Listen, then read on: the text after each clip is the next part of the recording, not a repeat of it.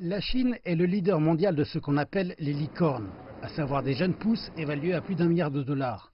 Et à présent, un nombre de ces entreprises s'étendent au-delà des frontières de la Chine, dans des pays du monde entier. Des applications de mise en contact des clients avec des chauffeurs d'automobile aux transactions bancaires, leur présence va croissante sur les téléphones au Brésil. La plupart des Brésiliens ne réalisent pas l'influence chinoise dans nos applications et dans notre environnement des jeunes pousses. La Chine a déjà dépassé les États-Unis en nombre de licornes. 6 d'entre elles opèrent au Brésil et les 2 plus grandes sont chinoises.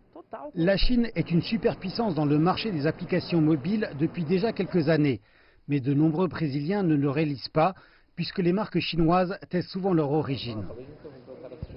Je connais TikTok, que j'ai déjà utilisé, et je viens juste d'apprendre que 99 taxis appartient à la compagnie chinoise Didi, ce que j'ignorais jusqu'alors. Je ne connaissais vraiment pas grand-chose aux applications chinoises au Brésil. La Chine investit lourdement pour développer ces technologies et lance un flux continu de nouvelles applications. Nous voyons aussi des développeurs locaux adopter et incorporer certaines des idées chinoises qui connaissent le plus de succès. Nous voyons de nos jours au Brésil de nombreuses technologies financières, des services financiers en ligne qui reproduisent des services qui existent déjà en Chine. Par exemple, Alibaba et WeChat utilisent déjà depuis un moment les paiements par code QR et maintenant nous voyons que cela est arrivé au Brésil. Le Brésil a l'un des plus grands marchés du mobile en Amérique latine et les compagnies chinoises continuent d'investir ici pour rester compétitives.